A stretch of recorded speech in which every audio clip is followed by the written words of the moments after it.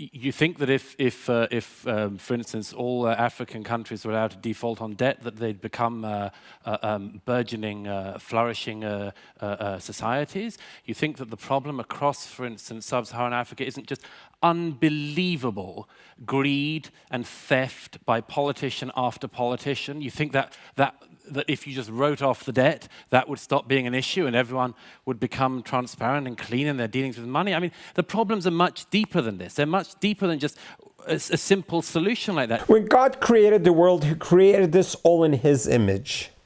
Which religion we follow is by divine design, that everything happens with divine providence, regardless of the religion that you grow up in. But there are religions that we know very little about, that we don't understand, that are so different. We know Judaism is obsessed with life and the living, and some other religions are not. Let's listen to this discussion with Douglas Murray as he explains the thoughts of how do we understand or try to understand the Islam religion. Let's watch it together and we'll discuss it afterwards. Kindly subscribe to our channel so a little bit of light pushes away a lot of darkness. Is there an over-exaggeration, Douglas, do you think, in the West, this fear of Islam or anything that looks so different to us? No, I mean, the society I'm from is one of the most pluralistic and diverse societies on earth. You couldn't get a larger range of people of different backgrounds and ethnicities and languages than you have in Britain. And which it's is why, once again, if I may push back against this thing you are pushing, which is that these are sort of uniquely bigoted, unwelcoming societies. Not at all. The evidence on this part of the stage would suggest that Britain is not. When you said the developing world cannot move to the developed world, you seem to conveniently forget that the developed world moved to the developing world without asking permission. No, I don't. It seems to me as well that this is a particularly Western-centric viewpoint, and a misleading one at that, because you know as well as I do, and the figures show it, 85% of the world's refugees, in fact, settle in neighboring countries in the Middle East, Sure. in Africa and Asia. They do not rush over to Europe. Sure. You'd make a big mistake if you think I hadn't heard of colonialism. You don't seem to address it in any I'd way. also suggest, by the way, that I don't know how long we're going to go on about colonialism for. I'm happy to do it as long as you like, but let me don't we just have to be factful, though? Don't we have to be But also, don't careful about think, facts, if I about may say history? so, that colonialism was just a Western thing. What was one of the largest and most significant empires in history but the Ottoman Empire?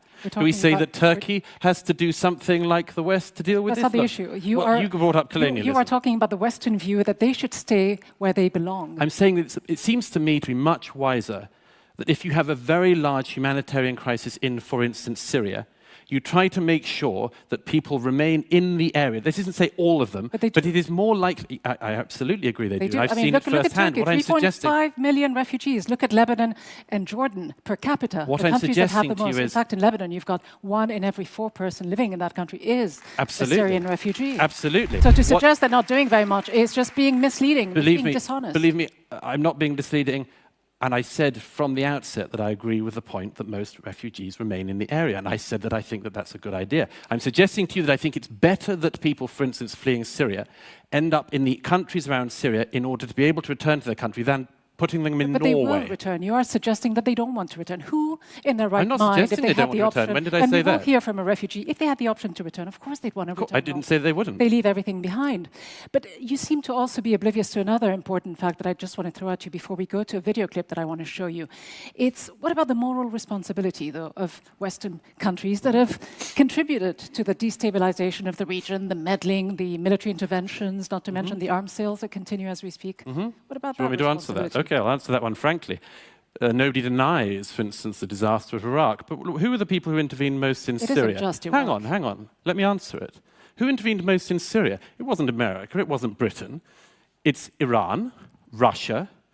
It's, among others, countries, including the one we're in and others You're around deflecting. the Gulf here. Before we got to Syria, we had Iraq, we had Libya, we had many countries in this instances. neck of the woods were much more involved in the Syrian civil war than my country was. Well, you're also so do you want to money take at some it, aren't you? responsibility for that? Do you want to take more I think refugees blame here can in Qatar? Do certainly you want can to go take around. more in the Gulf? No one Right. is immune to any sort of criticism. well, but we're talking I'm about glad to the hear it. Western countries, the British countries, the British What countries. did Britain do in Syria? We're talking about these governments that you seem to suggest should be immune. No, or when should did I be suggest that? absolved of any When responsibility. did I suggest that? I want to get to the other point that you make, and it's an important one, Douglas Murray. You suggest that we need to actually balance between two very important virtues, two important concepts of mercy toward the refugee and justice toward your own citizens. Let's take a quick look at this instance involving refugees.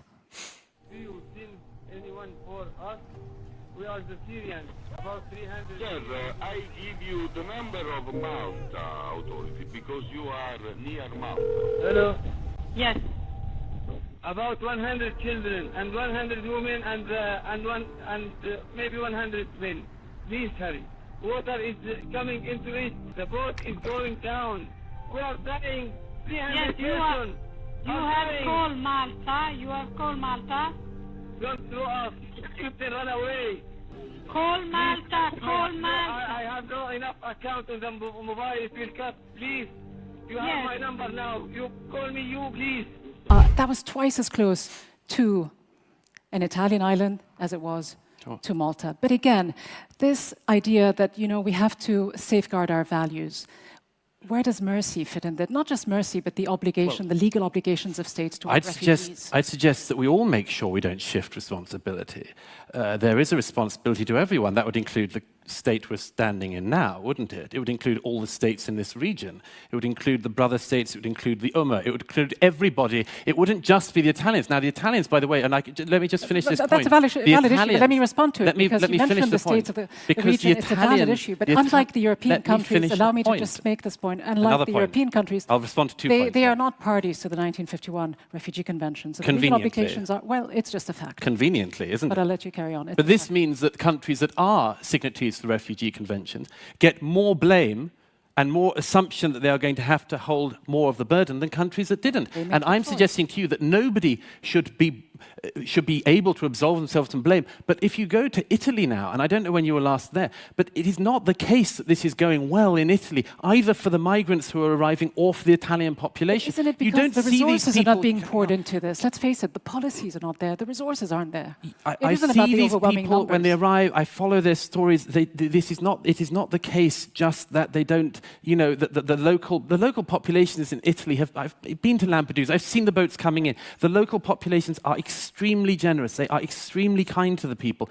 Most of the populations in Europe. Let's just not have this idea that Europeans are somehow incredibly cold-hearted. No, no one is Countries in Europe suggesting have that, but taken in a just putting lot the of people, numbers and they are in- trying to deal with a very big problem very swiftly. Question, please. Hi, I'm Hamad Abahawash. I'm a senior at Georgetown University. And my question is to Mr. Douglas Murray. And before I ask my question, I just want to say, you said no sound bites, but then you said the developing world cannot move to the developed world. I don't know what that's I think about. I said it before. My question is, since you brought up migration from the developing world, I'd like to ask you this.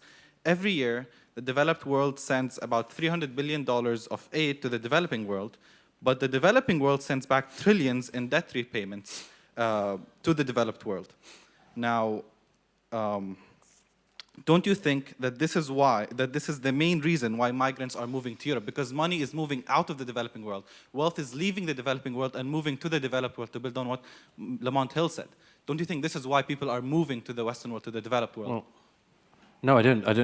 Again, I repeat the fact there are no simple answers. And if it was simply the fact that you could, I don't know, do debt default or something and solve the whole migration issue, then that would be great. But it just isn't the case.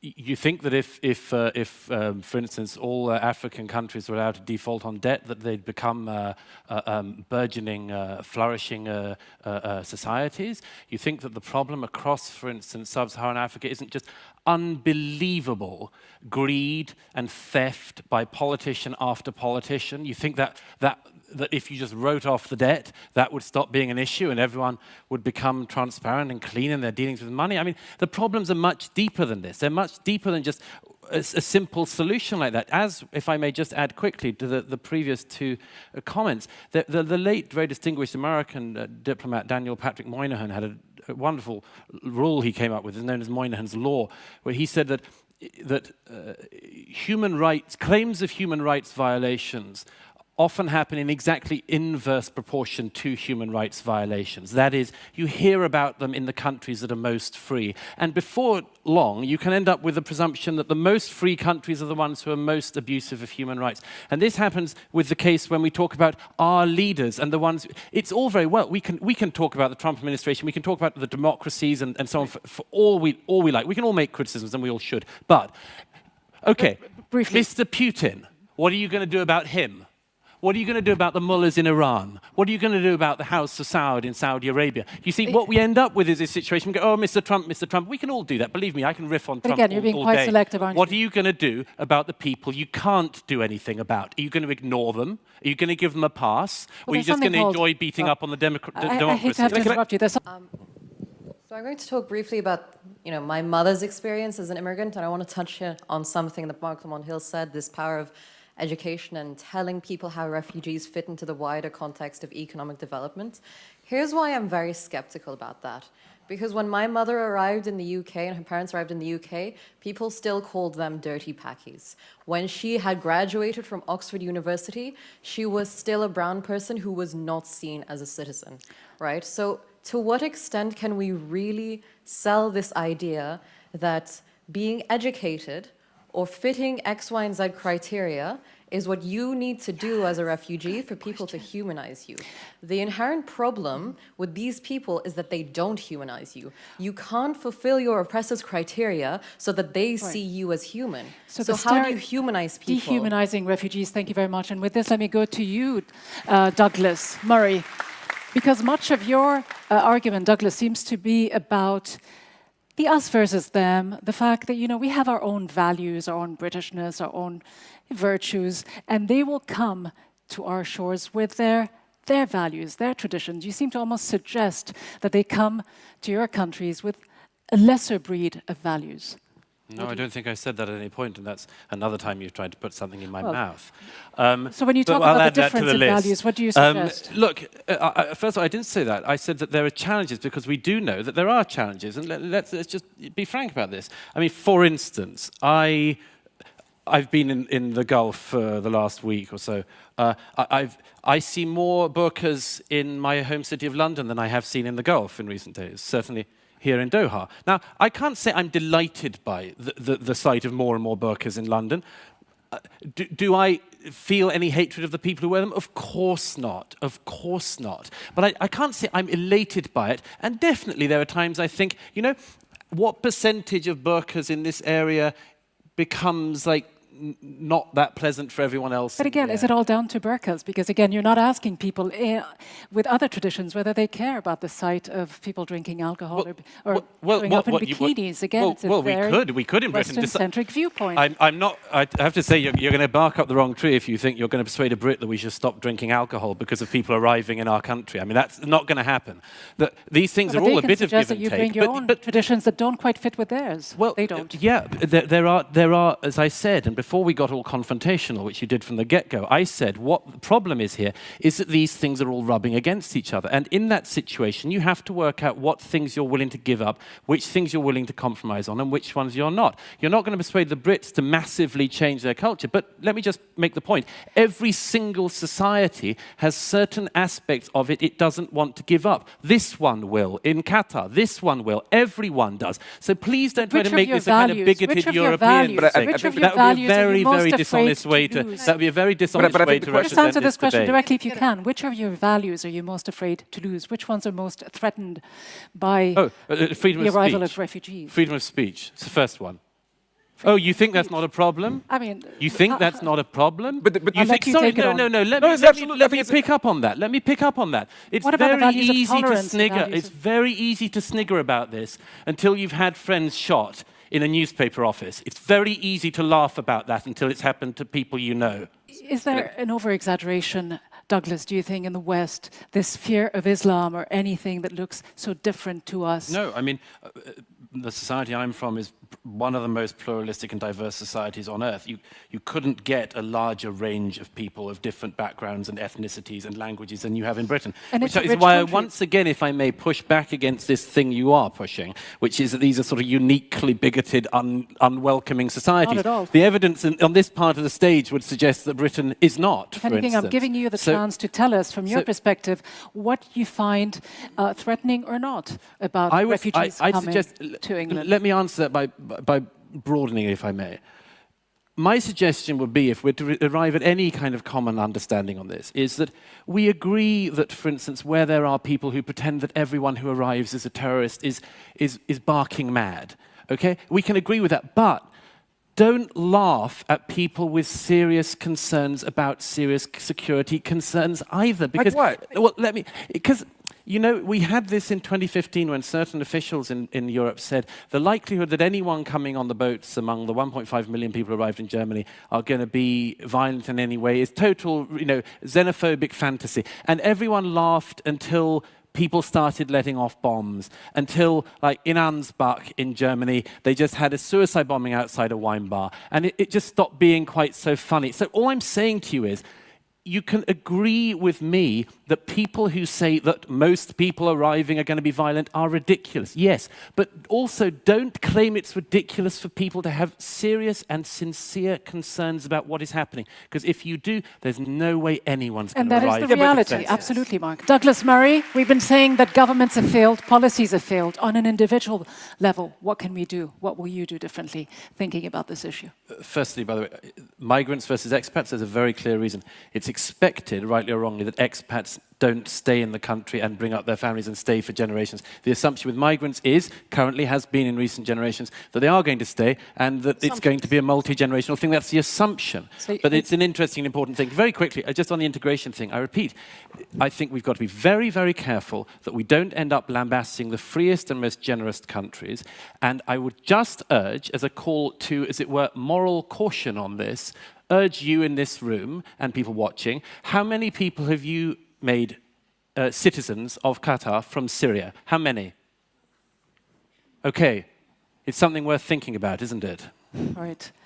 And the question about refugees has been a question that's been going on for thousands of years. The displacement of people have been going on forever. The Israelites were in Egypt, and then came the Exodus, and they were displaced into the desert for 40 years, and then finally arrived in Israel.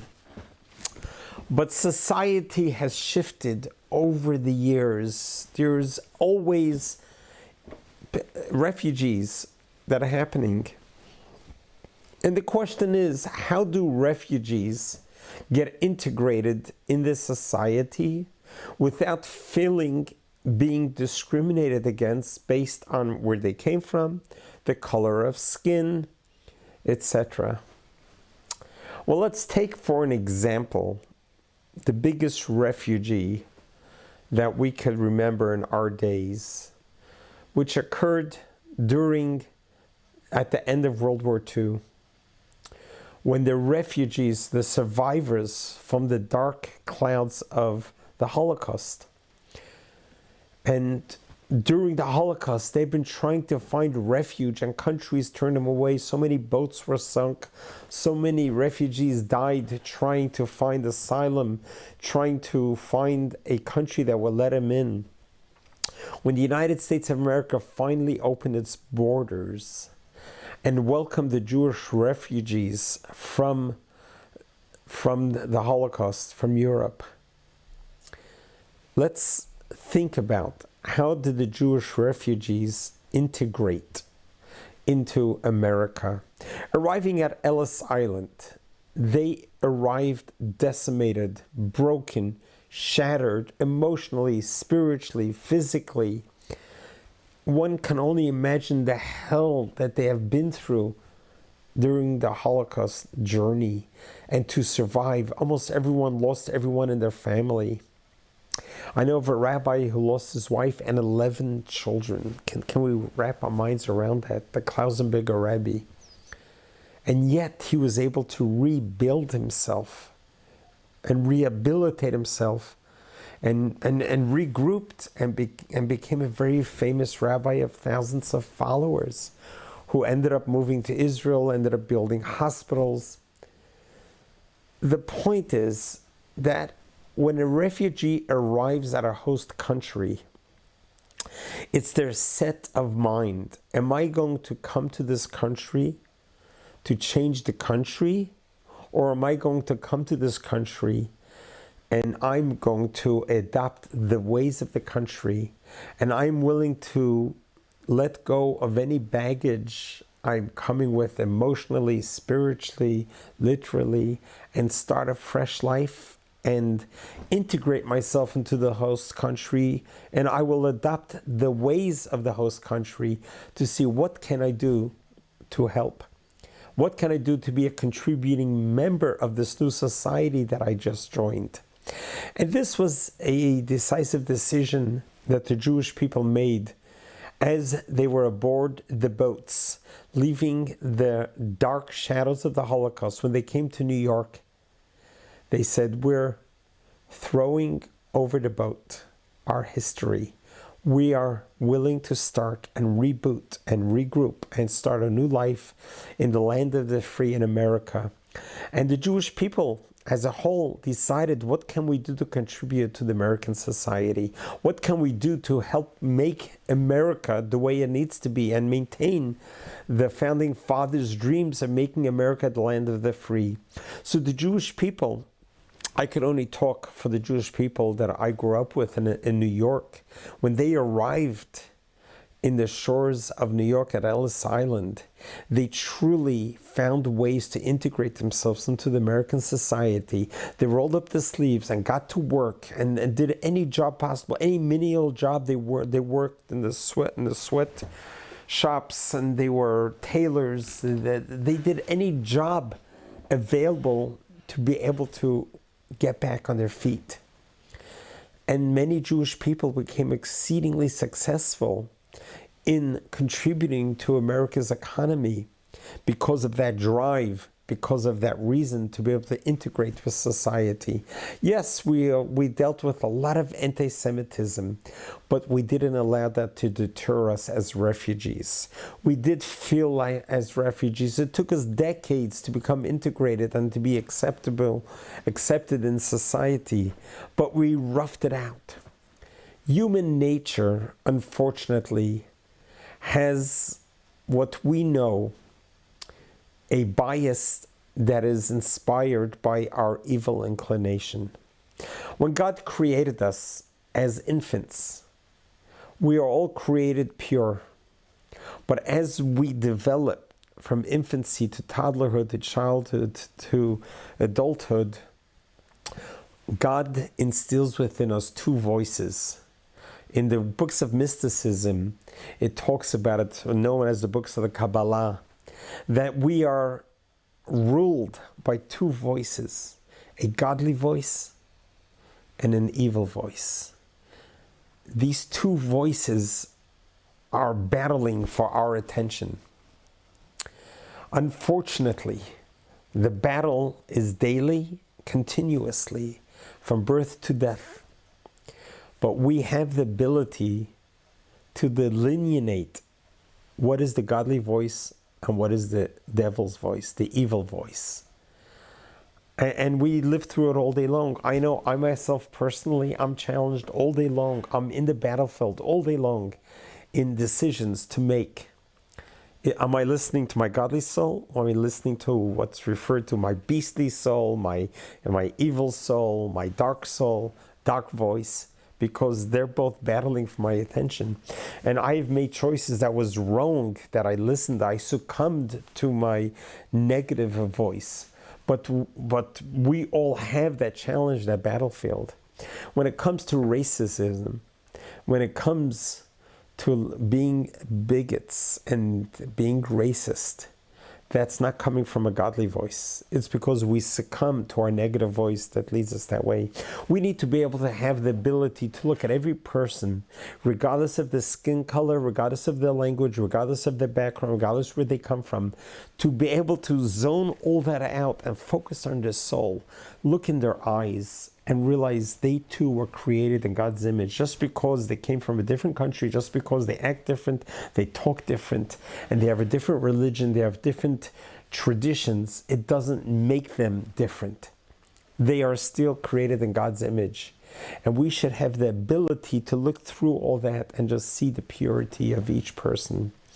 And that's obviously when that person acts morally and ethically, non-judgmental and respectful and are kind to us.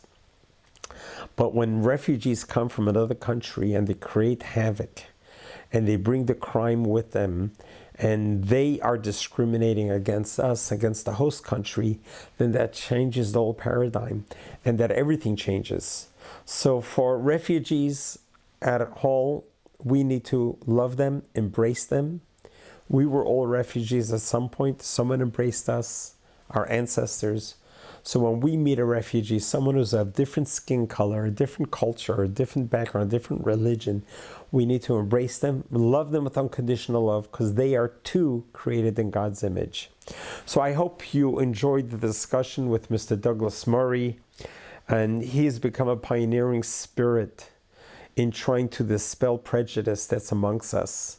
Specifically after the October 7, 2023 massacre, he flew to Israel and he himself did his own research and seeking the truth so he can be an advocate for the truth.